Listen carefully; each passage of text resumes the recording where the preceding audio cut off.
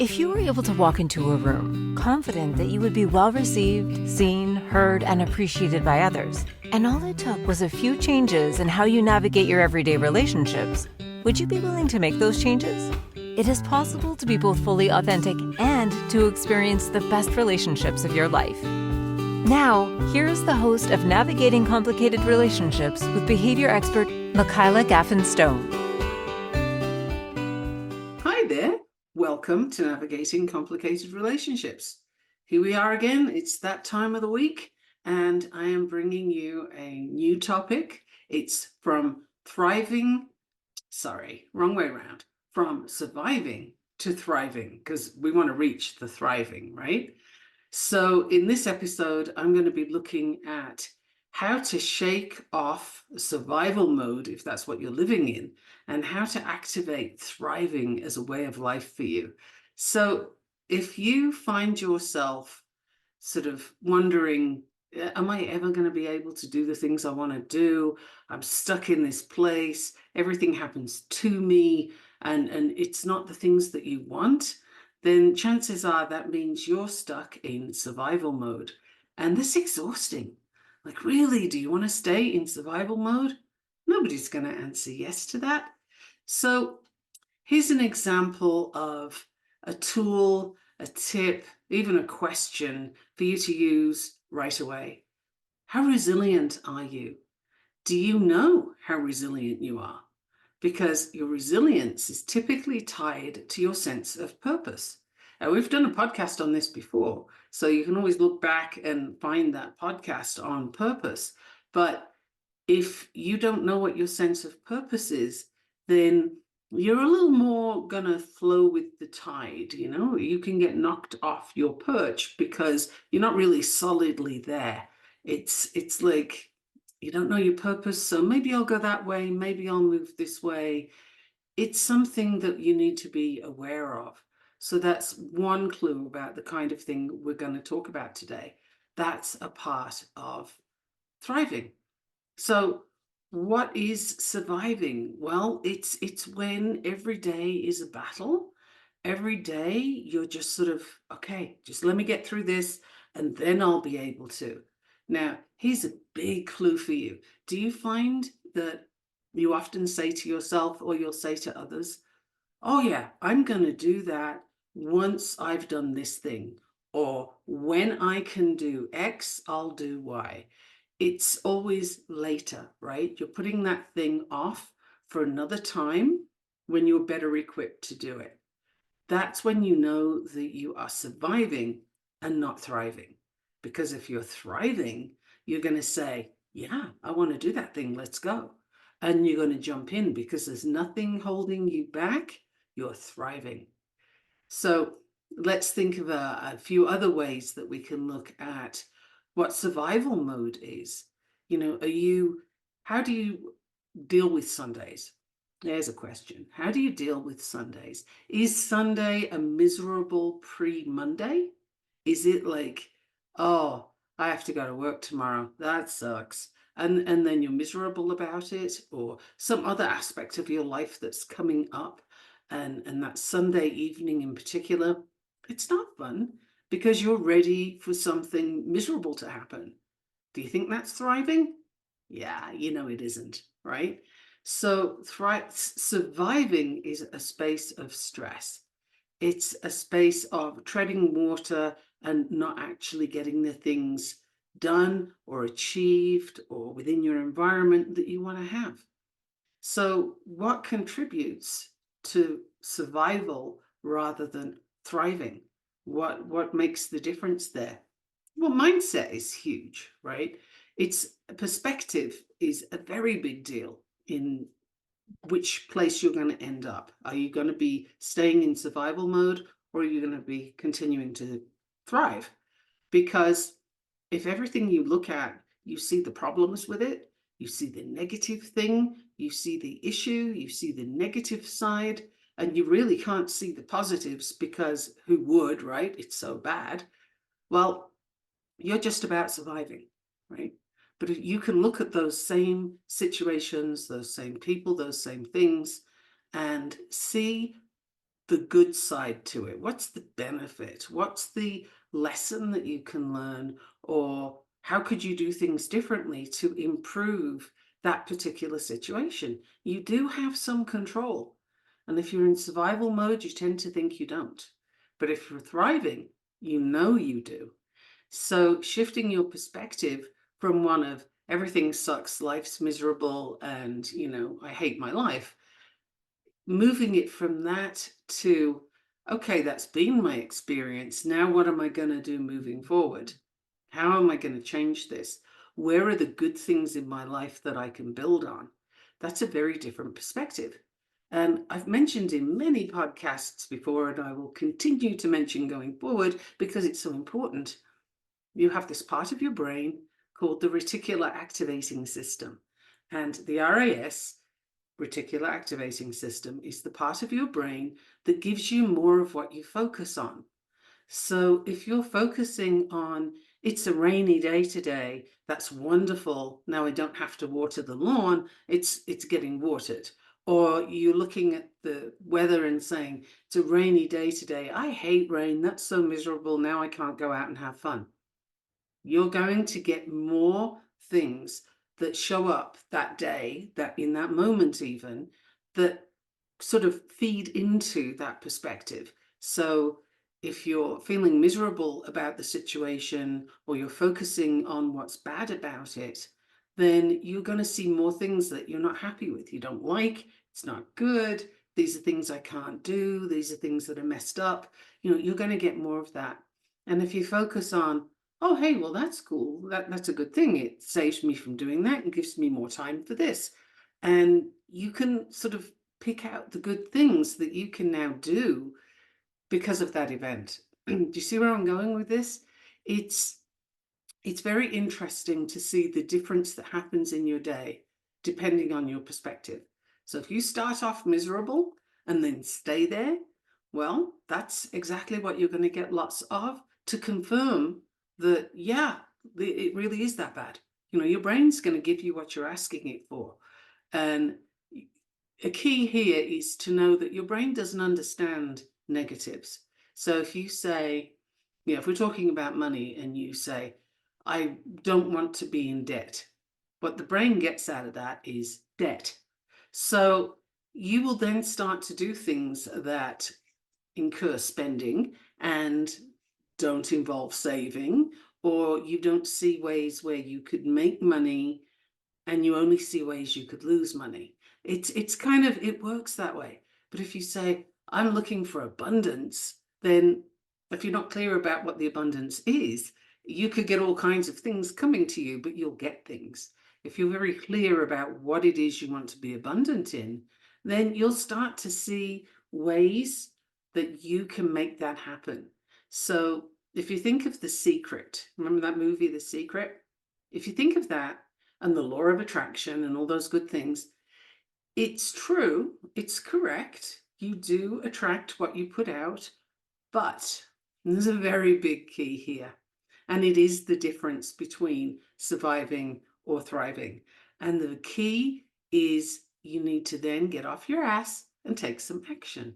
You need to start doing the behaviors that are going to get you the thing you want. You're attracting it, yes, and you having the behaviors come up to do, like your brain will give you those suggestions. It'll put you in the right direction, but you then have to do it.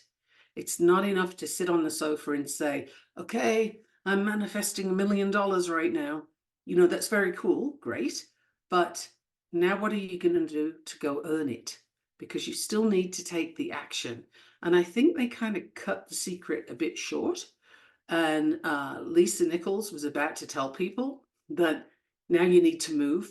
The whole mindset and thinking about it, focusing on it, all of those things are necessary. All of those things are helpful. They are not everything. However, you do need to take action. So where are you not taking action? Where are you letting things happen to you?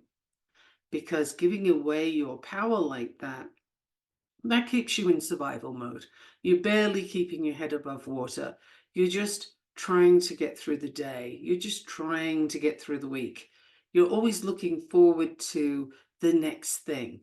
So if you're looking forward and you're not paying attention to where you are right now, then you're not actually living. You're missing the point. You're barely surviving, honestly, at this point, because the future didn't happen yet. And if you're just focusing on it and not doing things, well, the future that does happen is likely to be less than ideal, right? Because you haven't taken the action that you need to take to get what you're looking for. I hope all of this is not too confusing, because I'm saying it to you in different ways so that something will land. But the key that I want you to get out of this is you do have control, and the control that you have is the ability to take action. So what are you going to decide to do? And again, in a previous podcast, I've mentioned the whole shame and blame thing, where this person did this to me, therefore I can't do anything, or it's all this person's fault that I'm in this situation. Okay, yeah, sure. But if you keep saying that and you don't stop and look at what you can do about your situation, then you're giving away your power again. You're giving it to the person who frankly probably doesn't want it, and you're putting all of your ability in their hands, right? Like, I can't fix this because this person put me there. I mean, do you really want to do that? I think it can feel like you're sort of, let's say, it can feel like you're in a comfort zone because it's familiar, but it's not honestly very comfortable if you think about it. Trying something new, which means taking action, it's uncomfortable because you don't know what the results are going to be. But I have a little tip for you at this point. If you go into new situations with curiosity and really be curious, what could this go like? I wonder what happens when I do this. How's that going to look? What comes next after this? If you're focused on curiosity, showing up with that, then you're not going to be stuck, because you can't be mired in self-doubt if you're curious. You don't have space for both. So if you want to move from surviving to thriving, get curious about what's possible. This is a very big tip. And if you take nothing else away from today, I would love you to take that one away, is that, you can choose. You do have that power. So it's up to you. What action are you going to take? Are you going to continue to blame other people and just kind of stay where you are? It's a bit of a waste of a lifetime, right? Don't you think? I would like to get to my last day, and assuming that I know it's my last day, I want to be able to look back and say, well, that was a ride and I did a whole lot of things. Not, well, that was a drag and I blamed everybody else for my life. There's a world of difference. But I come across a lot of people who are stuck in that blame mode because they're too afraid to try something new. Don't let that be you. Come on, you can take that leap and you can be curious, right? And I would love for you to send me an email at mickey@gaffenstone.com, and that's MIKKI, because I'm not a mouse, at Gaffen, Gaffen, Stone, like a rock.com. Send me a message and let me know, what action are you taking that before you heard this podcast you were maybe too afraid to do, and now you're curious and you want to try? What action are you going to take? Anything. I have no judgment about what it is. I just love the idea that you would be taking some action. So if you're willing to tell me that, or find me on Facebook and tell me that would be amazing. I'd love to hear what it is that you're going to do that's different, because that's the start of a whole change in survival to thriving. Isn't that cool? It's one step. We have more after the break, so don't go away. Do get your notepad if you haven't got one already. And frankly, if you've listened to my podcast before and you don't have a notepad, why? I mean, I'm always throwing stuff at you that you need to write down. Anyway, I will see you again in a minute. Don't go away. What if your relationships could be a source of delight instead of a source of struggle? In a world where human interactions are anything but straightforward, tuning in to Navigating Complicated Relationships with behavior expert Michaela Gaffen Stone will offer you insights, tools, and a whole new level of understanding for you to use right now. Listen for Navigating Complicated Relationships with Michaela Gaffen Stone, Wednesdays at 12 p.m. Eastern, 11 a.m. Central, 10 a.m. Mountain, 9 a.m. Pacific on InspiredChoicesNetwork.com.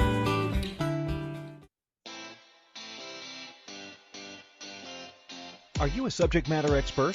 Are you here to share your expertise with an audience waiting to hear from you in only the way you can deliver? Are you ready to have your voice amplified across the airwaves? Inspired Choices Network has a global radio platform streaming to millions of people across the world. Professionally produced and supported by an accomplished team every step of the way, you can broadcast from anywhere in the world, knowing your voice matters, and we ensure it is delivered with ease and efficiency. Eager to hear your message, the world awaits. Contact us today to become an Inspired Choices Network radio host. Email become a host at inspiredchoicesnetwork.com. This is Navigating Complicated Relationships with Michaela Gaffen Stone. To participate in the program, join the live studio audience in our chat room at InspiredChoicesNetwork.com. You can also send an email to mickey@gaffenstone.com. Now back to the program. Hey, welcome back to Navigating Complicated Relationships. I am so glad that you're here. We're talking about from surviving to thriving, and I think it's such an important thing for people in this world today. So many of us are stuck in survival mode, particularly if you allow things like news channels to have access to you. And frankly, if you are, could you reconsider that, or at least minimize it? Because that's not doing your mental health any good whatsoever. News is no longer news. It's people's opinions. It's not based on fact. It's based on distortion.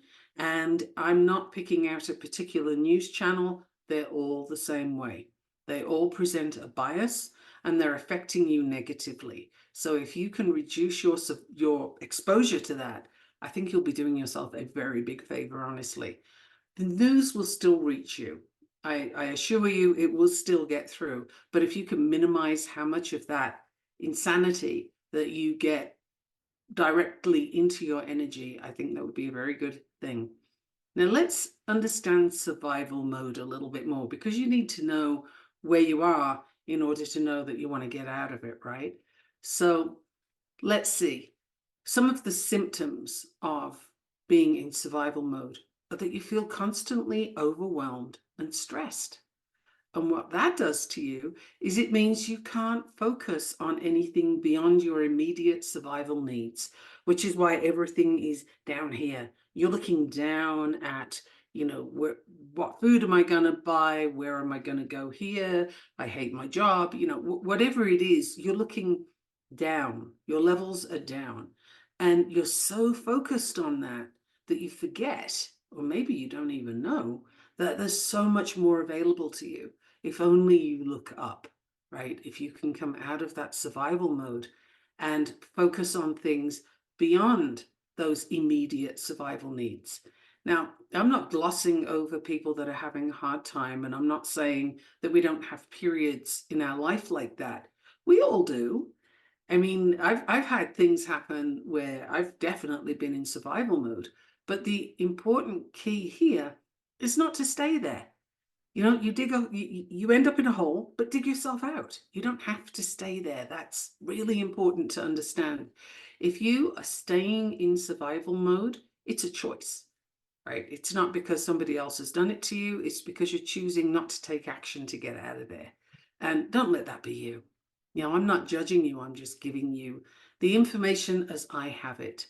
Right. So another sign of survival mode is when you get into avoidance behaviors, such as procrastination, right?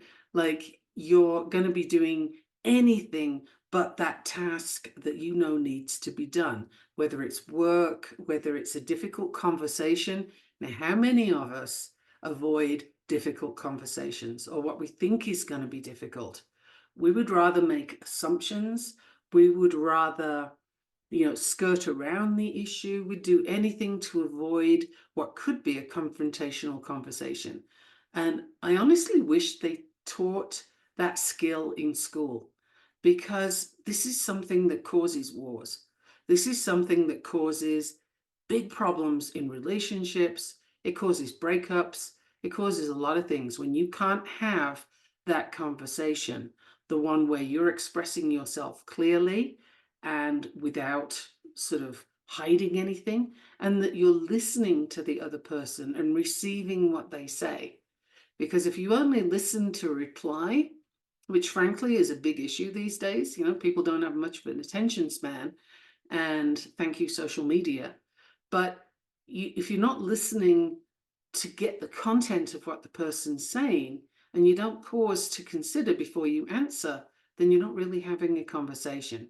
And if the topic is touchy, or if it's something that you think is going wrong somewhere and you need to address it, then you need to talk about it, right? And if you're doing everything to avoid that conversation, then it's not going to end well, because you're not doing the thing you need to do.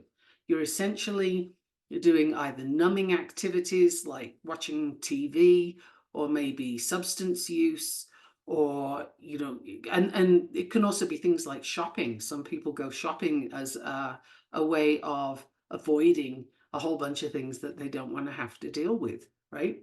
We run fast to get away from situations that we're not happy with. Whereas we could actually turn around and just say, you know what? I'm not happy about this. Let's see if we can fix it, and stand your ground. Now that takes some gumption and it takes work, but that's where the gold is. That's where you can make a big difference and move from surviving to thriving. So I recommend that if there's an elephant in the room that you just don't want to address, go talk to it. Go do that thing, because that's going to help you right along with the curiosity to move from survival to thriving. It's a very big deal. Now, if you're in survival mode, you're also going to be experiencing symptoms that are physical, like fatigue. You're going to be tired all the time. You're going to wake up tired. Maybe you have insomnia. Maybe you can get to sleep, but you can't stay there. Or you can't get to sleep and eventually you do, and then it's time to get up. But in any case, your sleep is messed up and you're tired all day. And chances are you think coffee or some other caffeine source is going to help you get through the day. It's going to help you be focused and productive. Now, I'm doing a coaching program. In fact, it's just come to a conclusion. I'm getting ready to start the next one. And one of my clients found that he had a story about caffeine like that. He thought using caffeine made him more productive and better able to deal with all the things in his life, lots of activities, work, a ton of things. And he took a break from caffeine for a little while, and he discovered something really important. And I think it's profound. I was quite astonished. He discovered that when he has caffeine, it doesn't make him more productive. It doesn't make him focus better. In fact, quite the opposite. It scatters his focus and gives him a whole load of anxiety. Now, isn't that wild? There's probably a lot of people, including you listening, who take caffeine thinking, I have to have caffeine or my day is wasted. I have to have caffeine or I can't get anything done. I have to have caffeine or I can't be human. All of those things. And maybe you have anxiety, and maybe you're even taking medication for that anxiety. Ooh, it could be that caffeine is giving you your anxiety. It's possible. I'm not saying that it's definitely that, but I have someone who I coached who experienced that. How powerful is that? So one shift for that person from survival to thriving is lose the caffeine and have something else to drink. You find other things to drink, including water, which is pretty wild, but herbal teas. There's all kinds of things, and he thinks more clearly without the caffeine. So if you'd like that to be you, I just gave you a little tip there that you could try, right? People with survival mode also will have things like headaches due to chronic stress, right? And anxiety. And all of these things are coming up because you're avoiding and stressing over your situation without taking action. That's basically what's happening. Now, okay, so what does the impact of survival mode look like? Because if you're stuck in it, you can be sure that not only do you have symptoms that you're living with, but it has a knock-on effect in your life. And maybe you're not as aware of that because you're so busy focusing on what's immediately in front of you and your immediate needs to survive. But when you're in survival mode, you have increased risk of mental health disorders. That would be anxiety and depression, right? But there's a spectrum for that. And where are you on that spectrum? Is it debilitating? Does it stop you from doing your work? How ironic would that be, that being stuck in a place because you won't take action actually then gives you a mental health issue that kind of stops you from taking action? Does this sound like a cycle to you that you might want to step out of? Because it sure does to me. And any action will help. Any action breaks that cycle. You just have to make a decision and then do it. Don't overanalyze. Don't stop and think, oh, but what if this, what if that? Like, those what ifs will keep you treading in a circle for the rest of your life, because there is an inexhaustible supply of what ifs. And if you find yourself asking that question very frequently, then I invite you to stop asking it and just say, well, let's see. That's your answer, right? It speaks to the curiosity. Well, let's see. I'm going to try this thing and see what happens. I'm going to take that action. It could be a small action. Small actions are fine. They lead to bigger ones. There's no judgment here on that. Anything. Just take an action.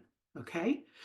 Now, another thing, another impact of survival mode can be strained relationships with your friends and your family, because maybe you withdraw emotionally, or you get irritable because you got all this pressure and all this stress going on. Well, the people that are around you, they have their own stuff. They don't really want to handle that as well. And if you're withdrawing, then there's nothing for them to handle, right? You're taking yourself out of the equation. Again, that's not thriving. That's barely surviving. And then your health, your physical health can start to decline because you're neglecting self-care. You're maybe bringing in unhealthy coping mechanisms, like, I feel better when I eat a donut. Well, maybe for a few seconds you do, but I'm going to tell you in a minute or two, I'm going to get into the whole reason why eating your emotions and eating your stress and neglecting self-care is exactly the unhelpful thing to do. It's exactly what's going to keep you barely in survival mode and nowhere near thriving. And we want you to thrive, right? And if you're not looking after yourself, can you really expect that suddenly you're going to thrive? How? How's that going to happen? You're going to have like a fairy godmother come down, wave a wand, and suddenly everything's cool? It doesn't work that way. Your magic wand is action. That's what you're going to take. Action, and be curious about the outcome, not attached. So what I mean by that is, if you do something and you have an intention that this has to end in a particular way, well, it may or it may not, but you're going to be happy or not depending on the outcome. And that's not exactly what we're shooting for. What we want here is, you're going to try the thing, try that action, do it, and then see what happened, what's the result. Be curious, because if it doesn't work, you learn something. If it does work, yay, it worked. You don't lose either way. Think about that while we have another break, and I will be back in just a moment here on Navigating Complicated Relationships. I'm your host, Michaela Gaffen Stone, and I will see you in a minute. What if your relationships could be a source of delight instead of a source of struggle? In a world where human interactions are anything but straightforward, tuning in to Navigating Complicated Relationships with behavior expert Michaela Gaffen Stone will offer you insights, tools, and a whole new level of understanding for you to use right now. Listen for Navigating Complicated Relationships with Michaela Gaffen Stone, Wednesdays at 12 p.m. Eastern, 11 a.m. Central, 10 a.m. Mountain, 9 a.m. Pacific on InspiredChoicesNetwork.com.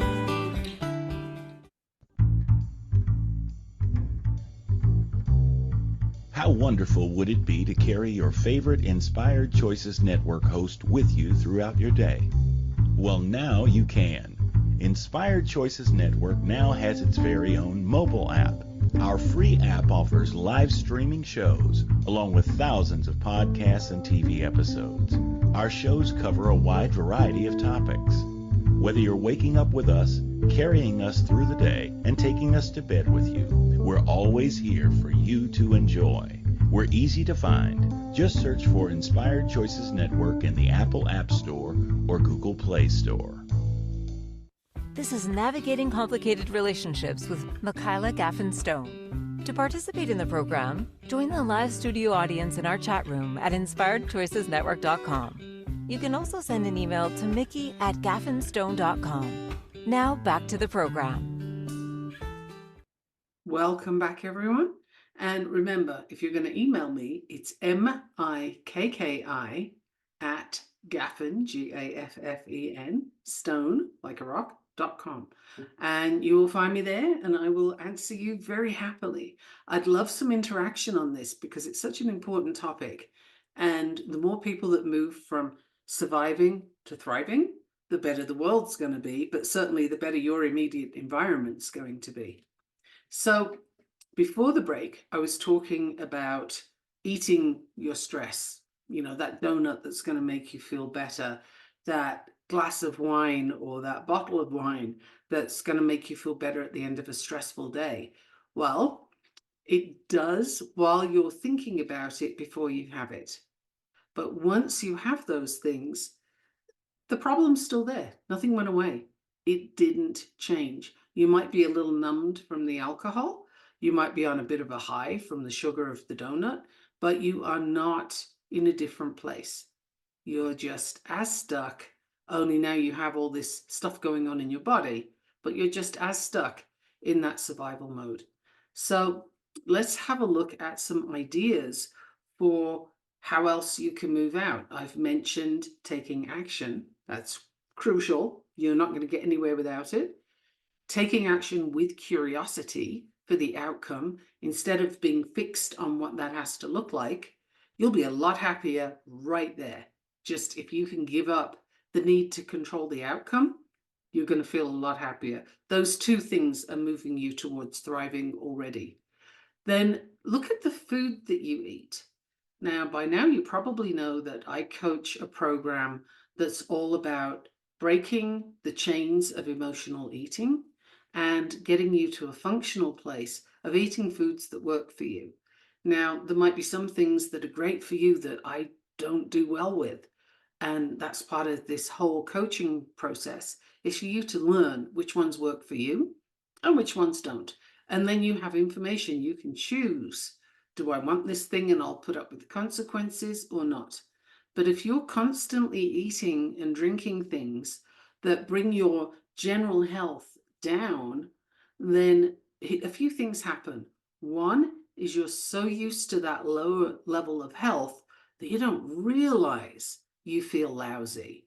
This is just normal for you, but it's a low level of normal, right? You don't feel good. You're not energetic or excited about life, or, you don't have the oomph that you'd like to have, but it's been so long you can't remember what it's like. That is something that eating foods that cause inflammation in your body, that's what that feels like. Now, we look at TV and see advertisements all over the place from the pharmaceutical industry telling you, oh, you got this thing going on? Don't worry about it. I got this pill for you and it'll fix everything. Well, that's not true. It doesn't. If you're eating foods that cause inflammation, that cause you to feel unwell, that give you these different symptoms, then the pill might fix one of the symptoms. It might cover it. It's literally just kind of plastering over it. It's not fixing the problem. The problem is how you're eating. And sometimes, in fact, quite often, because the marketing agencies are very clever with this, you don't know what you're eating that's causing you problems. And that's where my coaching comes in. This is something that makes me so happy to help people with, because once you know, you never unknow it. And when I'm coaching you through this program, there's no deprivation. I don't tell you you can't have things. There's no hunger. That's absolutely, don't get hungry, because you know what happens when you're hungry? You make more flexible food choices than you might do if you're not hungry. How many times have you decided, I'm going to go on a diet and lose weight right after you've eaten, right? But if you're hungry and it's almost dinner time, you are not thinking about going on a diet at that point. So when you're working through learning about the foods that work for you, being hungry is not your friend. So we don't encourage that. That's not a thing. You're going to get plenty to eat. And guess what else you get freedom from? There's no counting calories and there's no portion control, because when you're eating the foods that are right for you, which you figure out during this program, it'll self-regulate. Like, you won't overeat. You will eat exactly what you need to eat. It's so cool. And it's a process. It's literally transitioning you from surviving and relying on the healthcare system for meds to thriving. And you may be able to come off some or all of your meds. Now, that's not something that I would ever tell you to do, but I will at some point. If you're working with me, at some point, I'm going to send you back to your doctor to say, could you check that again? Because you might no longer need the meds, or you might need a reduction in dose. Wouldn't that be so cool? You can either spend your money buying the foods that work for you, or you can spend it on medications. I know which one I choose and which one I love for people that work with me to choose. But, you make a decision, you take an action, right? This is an area where you can really transition from surviving to thriving. I invite you to get in touch with me if this is interesting, because I have another group starting in about 3 weeks' time. And I'm getting ready, geared up to get going on that. And it's so exciting. So let me know. Then another tool that you can look at. So eating, what you put into your body is absolutely going to affect your mindset, your clarity of thought, your decision making. And, if you're making decisions from a place of anxiety, for example, do you think those are good decisions? I'm going to say probably not. So the food that you put in your body is important. Then understanding who you are, how your energy works for you. Now, that might sound a little woo, but if it does, let's have a conversation, because I would like to show you how it works. And the thing I'm talking about here is human design. If you know how your energy works properly with human design, and where the stories are from other people that, particularly as a child, made you feel wrong, made you feel like you were too much of something or you shouldn't do something, especially, but not only women, right? We get this a lot as kids. You're really sort of honed in and kept small, right? You don't want to take up too much space. Hopefully that's changing now, but I'm not too sure about that. But when you do your human design and you learn about that, often the things that you've been made to feel too much or wrong for are actually your gifts. They're the things that you do really well. And there are ways to work with them that you can take that action, move out of survival mode into thriving. And using your human design, you can do it with confidence, because oh yeah, that's me. That's how it works. Now, here's a clue for you for your human design, and where, even if you've not generated your chart yet, and if you haven't, why not? It's on my website. If you haven't got your chart, go to gaffenstone.com and generate your chart. There's a little bit of information there, and you can book readings with me if you want more. But once you have your human design and you know how you work, you can realize where the stories are that have come from other people making you wrong. Now, why would anybody do that? I'm going to say they're not being malicious for the most part. That's not the intention. But you probably operate in a way that the other person doesn't understand. And we as human beings don't like what we don't understand. And so we have to squash it, right? Especially for kids. And for women, just not taking up too much space is something that's been going on for generations now. But what if you're here to take up a lot of space? What if you're here to do big things? No wonder you're in survival mode if you've got this big personality that's been kept small. Human design can unlock that for you. And it really is quite amazing. So that's something for you to consider and have a look at your human design. It's quite incredible.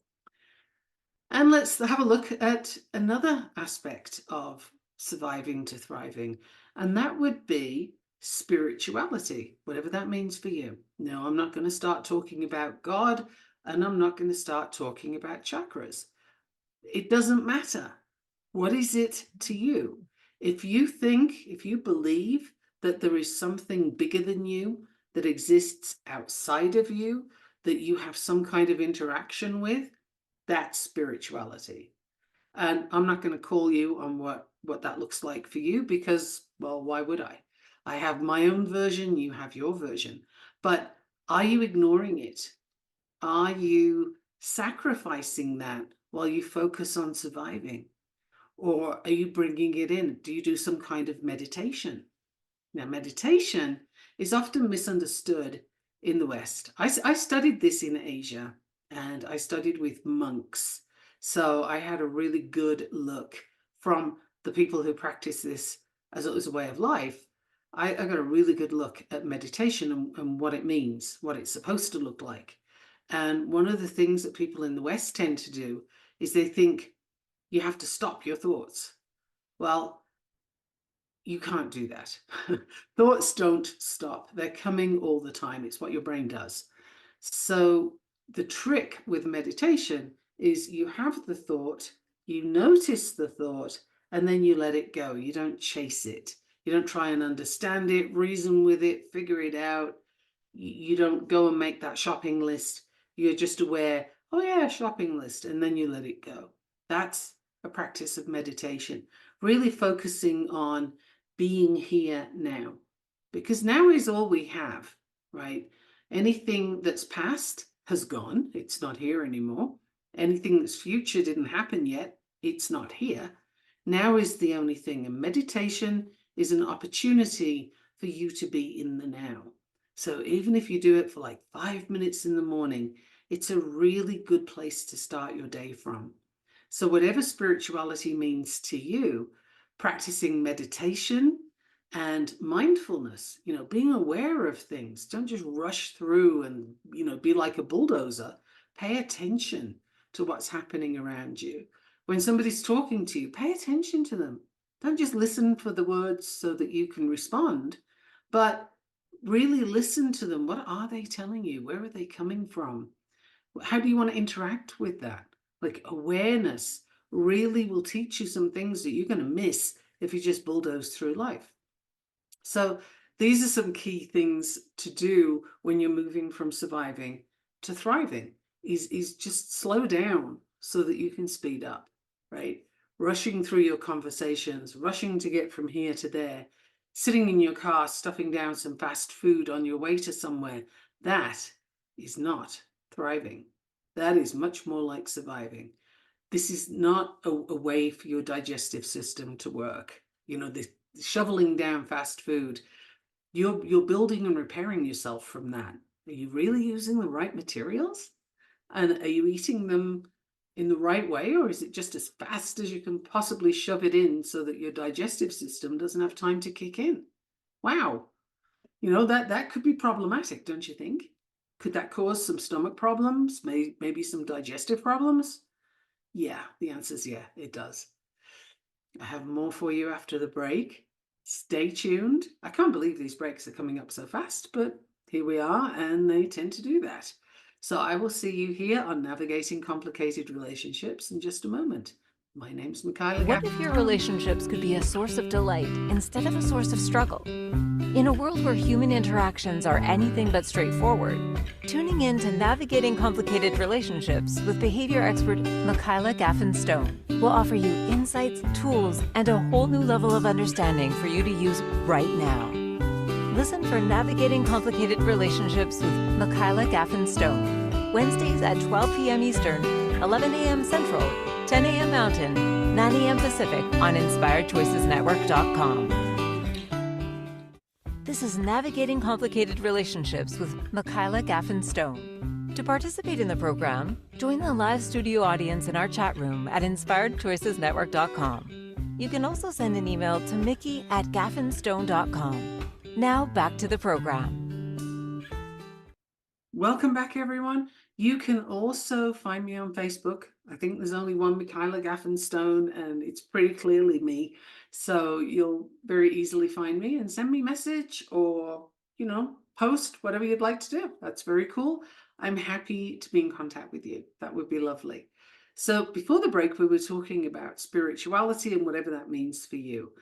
The other sort of practical tools I'd like to give you here is when you have a goal that you want to achieve, if you set it so far in advance that you can barely see it on the horizon, then you're probably not going to get there because there's too much space between here and there.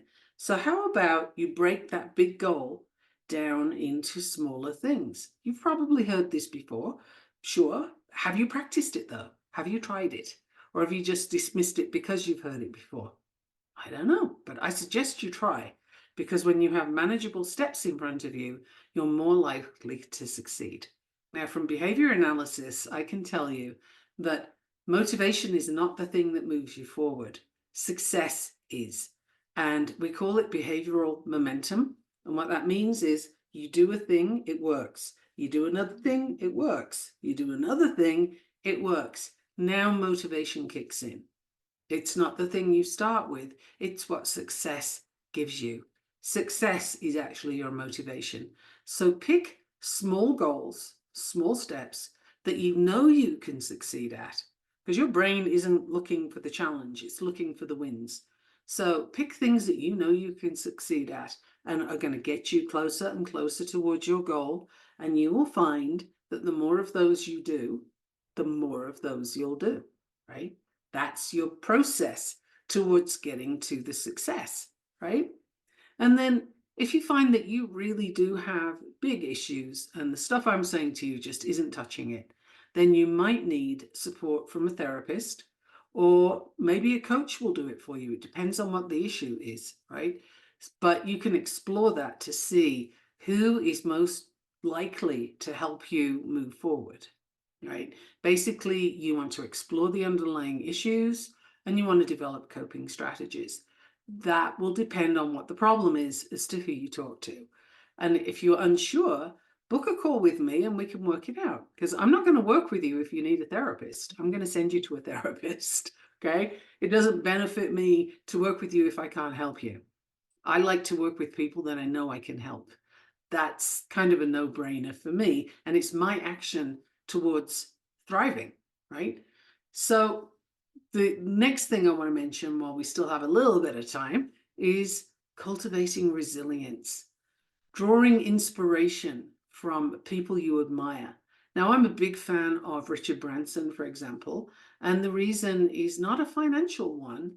It's that people tell him all the time he can't do something that he wants to do.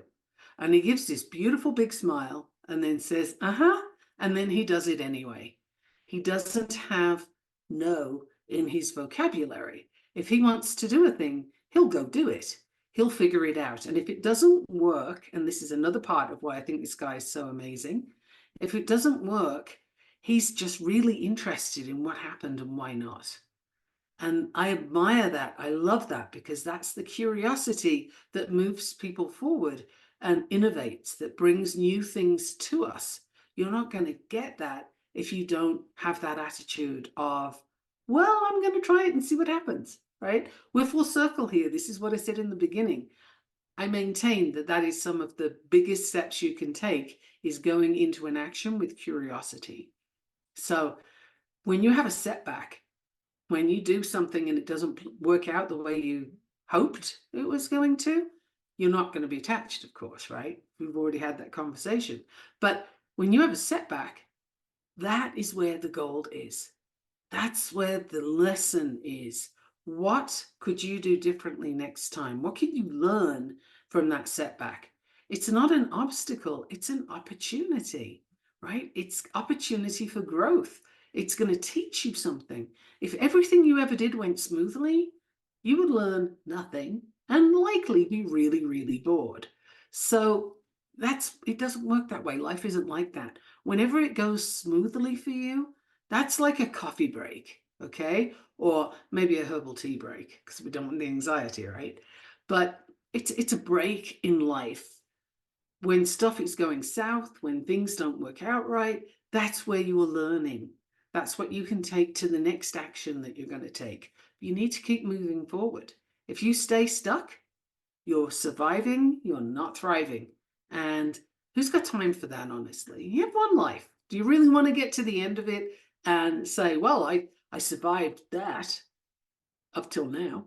Or do you want to look back and say, whoa, I really rocked that, I took that life by the horns and I went and lived it. Which would you like to do? I know where I'm at.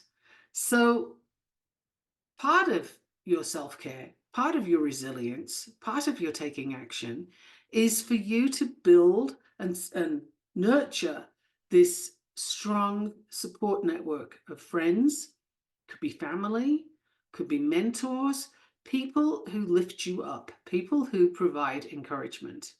And something to remember here is, if someone's pulling you down, if they're telling you you can't do a thing, if they're being negative, then they are behind you, because people in front of you don't need to do that. They're too busy looking forward. So if someone's trying to pull you down, they're just trying to bring you to their level. I invite you to refuse to do that and look for people, inspiration.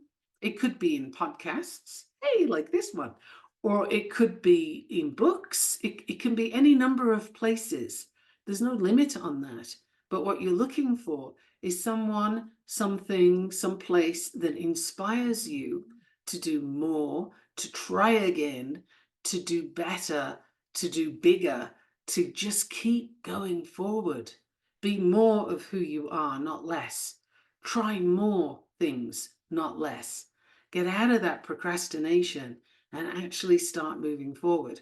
Because procrastination, it's just postponing life. It postpones what you can do. Whereas action with curiosity, which is a theme today, that's the thing that's going to move you forward. And you can't be stuck in fear and self-doubt if you're curious, because you took yourself out of the equation. You took the ego out of the equation. And that's the most important thing you can do. You can move forward from there then, and you can try things. And who knows what you'll discover. I would love for you to contact me by email, or you can check out my website and get to me through that, or Facebook. Any of these are good places to find me, and let me know what you're thinking of. And if you're stuck with something and would like some help with that, I might well be able to. I do have a behavior analysis background, so behavior change is pretty much everything we do. And I can help you with that. And if you'd like to up-level your health and your vitality and your energy by learning what foods work for you and eating better, treating yourself better, then contact me, because I have a coaching course that's launching that could be exactly what you need. So let's find out what works for you, and we'll go from there. And if I don't think it'll work for you, I have other resources. So don't be afraid to talk to me and find out. Come with your curiosity. I am curious to see what your curiosity looks like. How about that? I will see you next week on Navigating Complicated Relationships. Thank you for listening to the Navigating Complicated Relationships show.